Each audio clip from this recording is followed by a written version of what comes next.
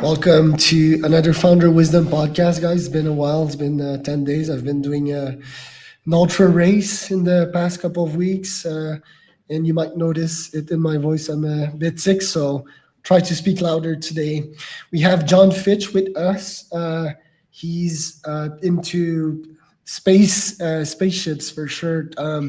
Berkland, Sovereignty. He's responsible for all operations, business development, and program management of government. We're going to talk about his background, how he founded Sovereignty in Waco in 2009. Fascinating guy altogether. So this podcast is presented to you by my company, Podpire. If you want to launch a podcast, you can go to podpire.com. We help you monetize, we help you launch, we help you get AdSense dollars and a bunch of sponsors. So podpire.com. John, welcome to the pod. Tell me a bit more about yourself and what you're up to nowadays. Well, so yeah, you had mentioned the space side of it and everything. I'm actually a space physicist, engineer, businessman. I've done a fair amount and continue to do a fair amount with space instrumentation. I'm really a systems and sensors person. And we used some of that background to develop the Sovereignty system, which is an in-house kind of an IoT system for monitoring seniors in their homes and being able to identify when they have a potential acute issue and being able to alert folks to that. So how does one go from space to the elderly, helping the elderly? So one of the things about 7 or 8 years ago that I was working on was a set of sensors that were originally associated with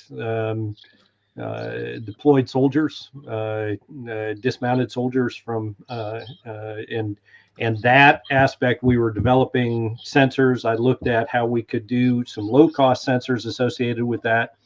And we were using those also associated with energy monitoring and controls. And when we were deploying these, we were actually able to see without audio or video that we could kind of see what people were doing. At the same time, I was dealing with a elderly parent that was having significant dementia. They were living out in the country. It was challenging to get help and assistance. And so we started to look at how we could utilize our devices and what at the time was really artificial intelligence starting to come up to be able to look at behavioral changes where we could understand what was going on. We had some great contacts and working relationship with some folks at Georgia Tech, Texas A&M, Baylor Scott and White Health. And so we started to put something together, and the National Institute of Aging was gracious in getting us funding to be able to go out and do a significant study on that. And so again, it's a set of sensors, AI technology to be processing the data, all of those things that I typically work with in other applications. Had an application here that had a pretty good opportunity to help folks. And how do you split your time between this and space? Right now, the vast majority of it is associated with trying to commercialize what we've developed on the age tech side of the world. So right now, I'm about 20% on the space side and about 80% on the age tech side. Okay, and which one is cash cow, if any, or are both finance intensive? Both are finance intensive at the moment. I think for us, the opportunity to build and develop and deploy the age tech stuff has the opportunity to be the bigger cash flow opportunity than what you have in the aerospace side. Right, and where's your market for the age tech stuff? Is it US, and are you targeting other companies? Give us examples of your ideal customer persona. So it's primarily U.S. North America. The devices that we've got are we've certified those for Canada, U.S., Mexico. And what we're really looking at is a B2B to C approach, not a direct to consumer approach. And so we're primarily targeting for this either home care companies who are already providing care or congregate living for senior care, which are also typically corporations that oftentimes have more than one senior living facility, multiple senior living facilities. Got it. And precisely, is it a bracelet that they wear? What is it? What are the features? And Sure. what do you have in your pipeline? So where really the technology revolves around and the patents revolve around is a series of sensors that combines device utilization in the house with real-time location of the individuals in the home. So it differentiates who is doing what, and we map that into what's called activities of daily living. And those activities of daily living have been around in the senior care space for quite a while. Oftentimes that's used to provide the level of care that they'll get, the reimbursements that they'll get, et cetera. And so those activities of daily living are things like being able to do meal preparation, being able to, transition from the bed to the bathroom, et cetera.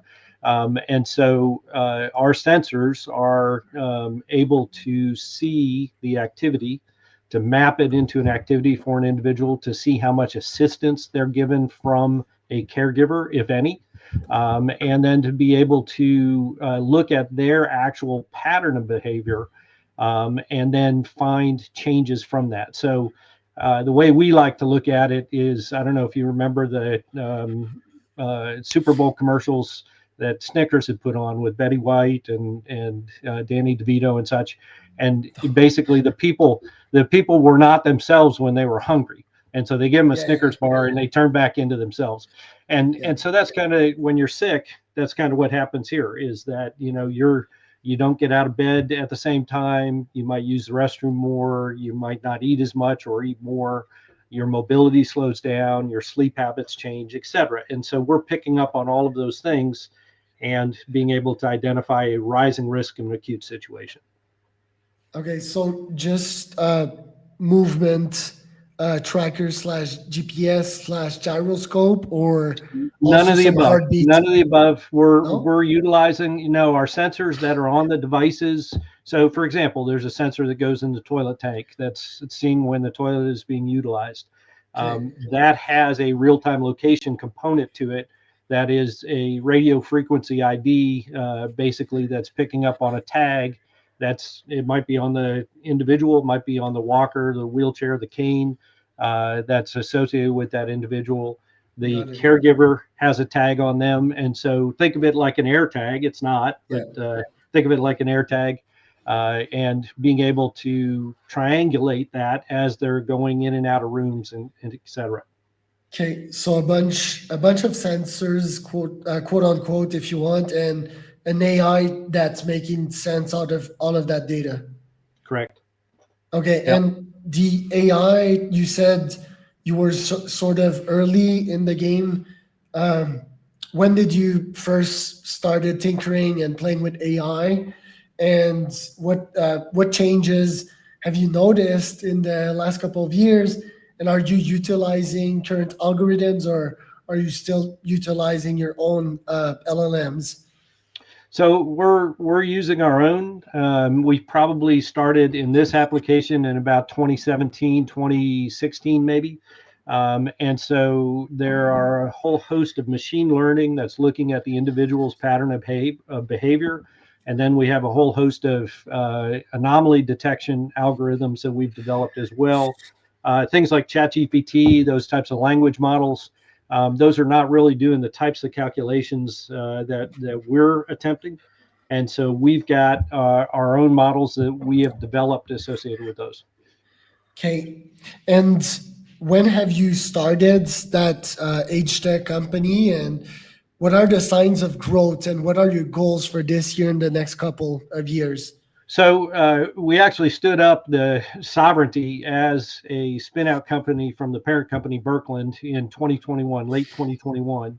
At the time, we were completing 2 different studies, one with the National Institute of Aging directly, where we were in about 120 different homes and assisted living facilities, getting the data, proving the algorithms, et cetera.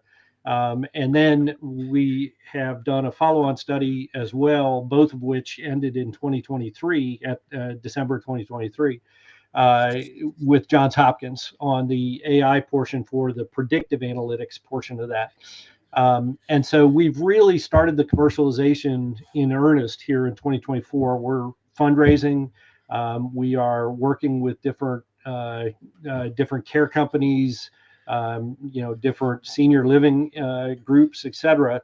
And we're just now starting to see some of that traction where we're getting into the facilities and such. And our goal for 2025 is to have 750 individuals under care with the system that we've got.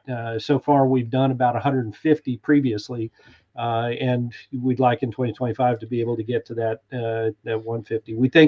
750. We think we've got probably another 100 that we'll put under care in the next 3 months. Based on the agreements that we've recently gotten with some of these new companies, but we're always looking to have an opportunity to work with folks to begin to integrate it into their workflow. Got it. And the study itself, what were the results, and how did you make sure that you are not just sponsoring a study to back up your product and that it is objective, really?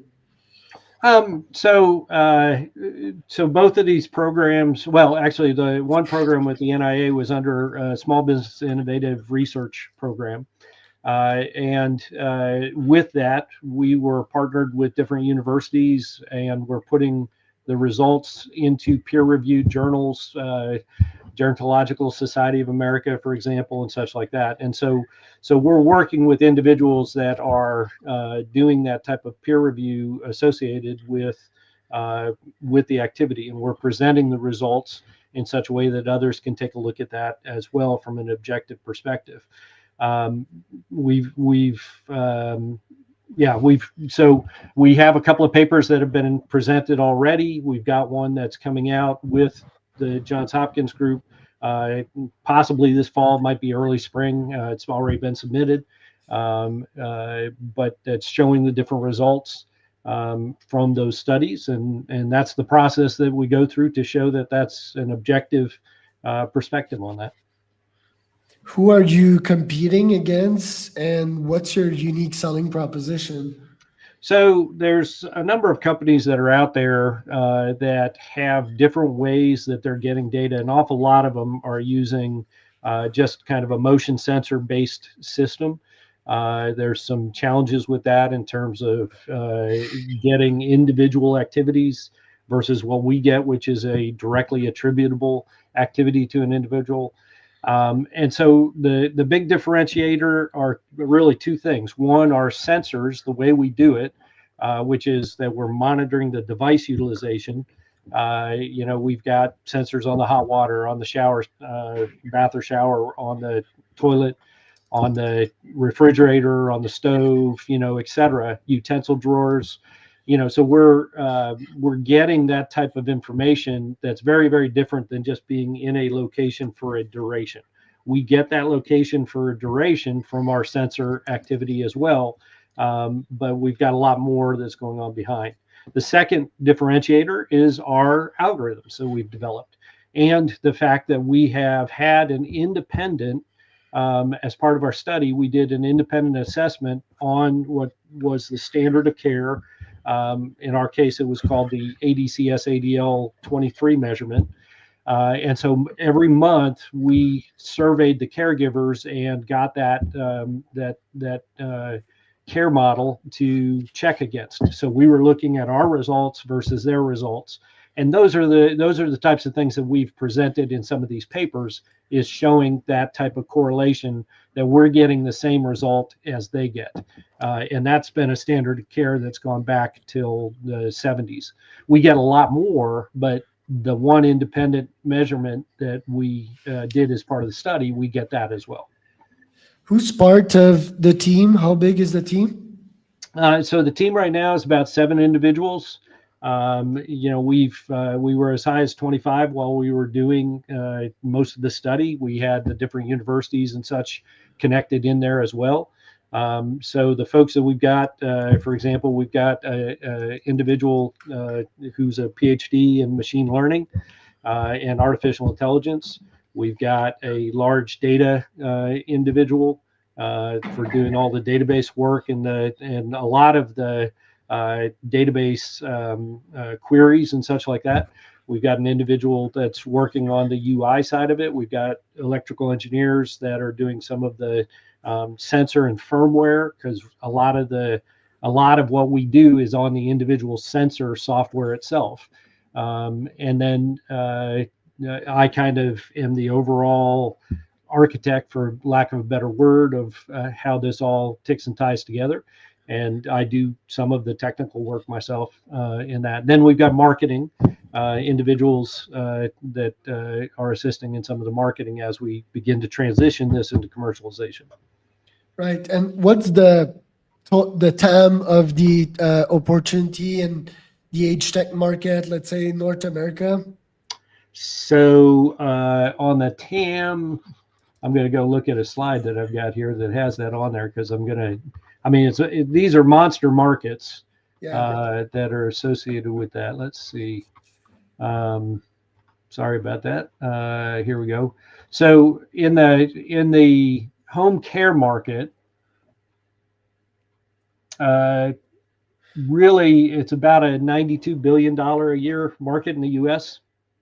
And in the in the assisted living market, it is about 52 billion for the chain affiliated facilities. Got it. Yeah, go ahead. Yeah. So the next steps this year, raising capital, I guess, as well. So how much are you wanting to raise for this year? Right now we're working to raise $2 million. And the vast majority of that, about 75% of that, is associated with marketing and sales. And then about 25% of that is integrating. We've got a couple of different systems that one is a cellular system, one is a Wi-Fi based system. And so we're integrating those two systems together. We already do it at the data level, but actually physically at the hardware level is about 25% of that. And we see that as the simplification of the sensors in the home for the second generation devices. Is the market hot for that? Have investors shown interest so far? The investors are showing interest. This is one of these areas where everybody understands what we're doing. Everybody understands the need for what we're doing. But it is a very challenging ecosystem. And so they're looking for us to get some traction before they jump in, and some significant traction. So if we can get those 750 homes under contract, that'll be more than enough, I think, to be able to move everything forward. And we'll be generating the type of cash flow that we need to really make it sustainable as well. I've tried outreaching in the past to retirement homes and so forth, and it wasn't easy. So how have you felt in regards to the go-to-market efforts you've been conducting so far? How do you do it? And what's your plan to blitzscale and penetrate the market extremely quickly, like you mentioned? Well, right now we've got a fairly significant group of advisors that are part of our organization, and their networks are often affiliated directly in this age tech community. And so we've been most successful with those types of warm introductions in terms of the larger groups, either home care, home health. There's a couple other areas that are affiliated with this. And we've been able to, we typically, when we have those types of warm introductions, we're typically able to get good agreement to start into what is a small scale pilot, 20 to 40 individuals. Paid pilot that allows us to be able to kind of understand how our data can integrate into their workflow. again, these are complicated ecosystems, and that's one of the big questions that they have, is how do they integrate that with what they've currently got going on. And we've tried to make that simple. We've listened to the ones we've already done, and we've been producing kind of a red, green, yellow chart on a variety of different aspects for the individuals, for the care recipient, and being able to do that on a daily and weekly basis, and then alerts if there's something of an acute nature that needs to be looked at. And that normally goes to a case manager, and that typically is somebody who's overseeing about 100 caregivers. And so, again, they're wanting to see, okay, where is Mrs. Johnson's, where's our concerns, where might the caregiver want to ask a few extra questions that they know about. Oh, you're not sleeping well. Oh, it looks like you're not eating well. It looks like you've been much more lethargic than you've been in the past. Those types of things. So that's where we're targeting, and these are all groups that can scale considerably. What's your why on a daily basis? When you wake up, what's your guiding light? My guiding light on this, In life. really, we're trying to. So I've lived this on a couple of different areas, and with aging parents, where you're not, next door to them, you're not there 24/7, and really the guiding light, I think, is the fact that people are always reacting to acute situations for their loved ones, for their aging loved ones. And what we're trying to do is to figure out ways that we can help them so that they can see what's coming around the corner, so that they can make appropriate decisions at the right time, so that they can, be able to care for their loved ones while they're balancing their very busy lives as well. And last but not least, how do you keep your calm as a founder when it gets challenging? Well, personally, I'm an individual of faith, and we know that we're doing something here that has value, and so it's this is not my first rodeo with trying to get things off the ground and started up, and it's definitely can be very stressful at times and very challenging at times, but for me, I am able to keep that in perspective, and I've got a wonderful family that is incredibly supportive. My wife has been incredibly supportive through this for many years, and she's the one that probably bears the brunt of it in terms of the strain and the stress. Where can people find out more about you, John? Sovrinti.com, and the name is here in front, Sovrinti.com. We've got case studies, we've got videos of, kind of explaining the whole thing. We've got install videos, to make it easy. These are plug and play things. You take them out of the box. We like to say one of the things is an advanced power strip. And we say it's as simple as plugging in a power strip. A little bit more complicated than that, but pretty close. And so we've tried to make the website extremely useful in that regard. Both there's a demo for the assisted living, what the user interface looks like for the case managers and such like that. There's quite a lot on there. There's a return on investment calculator as well. That's one of the challenges. It's what's your population? Is it people that are Medicare, Medicaid? Is it assisted living, independent living, memory care? Is it home care? All of these things go into how's this going to give me a value proposition that's going to give me a return on investment. So we've produced a return on investment calculator where you as a company can go in and put in your values, put in your population. I've got 150 independent living, and I've got 75 memory care. They're split between Medicare and Medicaid or private pay. And you put those numbers in, you put in what you're typically paying your CNAs and stuff like that, and it calculates all that out and gives you a return on investment for what our standard models are. Cool. Well, thank you, John. That was John Fitch from Space Tech to Age Tech. Hey,